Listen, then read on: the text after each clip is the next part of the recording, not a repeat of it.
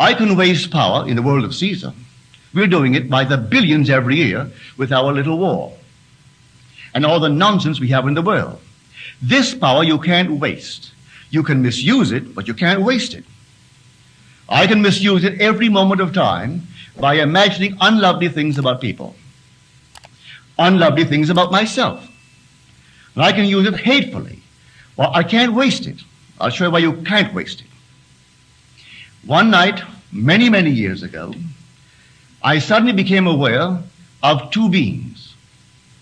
I am the one perceiving them. So there are three, but I am the perceiver. Here above me stands the most beautiful woman imaginable, an angel. An angel of beauty and of everything that was lovely.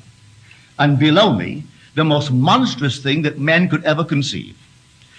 Covered in hair, like an ape, but it could speak. It spoke gutturally. I looked at it, then it looked at me, and then it pointed to this beautiful angelic being. And it called this woman Mother. Well, I was so annoyed with this monstrous thing that I pummeled it.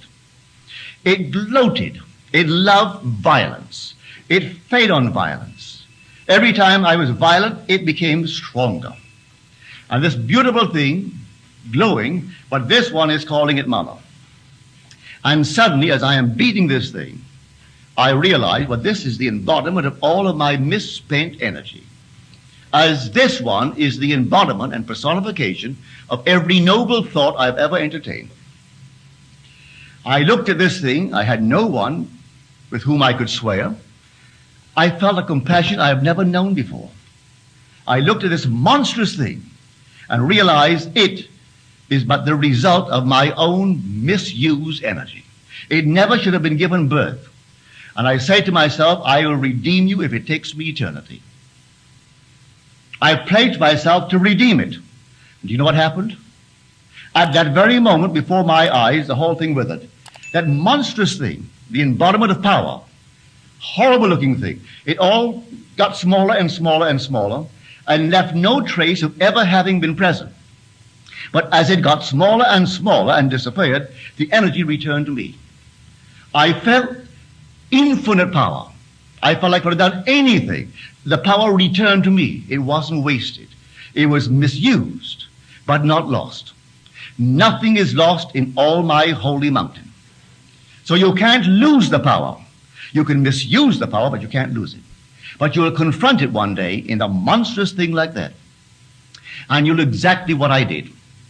You won't wait to redeem him. At the very moment that you pledge yourself and you mean it, I'll redeem you if it takes me eternity. At that moment, that monstrous thing withers, gets smaller and smaller, and this one glows. It becomes radiant like a star.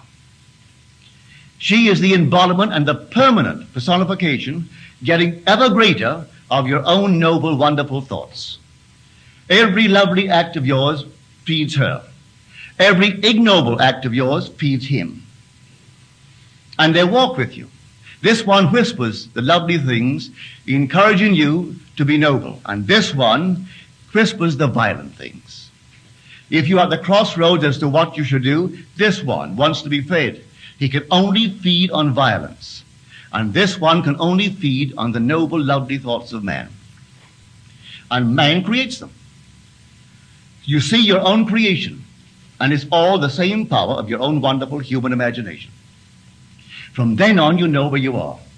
You are a creative power. And you go out to change everything in your world to make it conform to something lovelier. And you don't do it on the outside, you do it on the inside. You do it all in your imagination.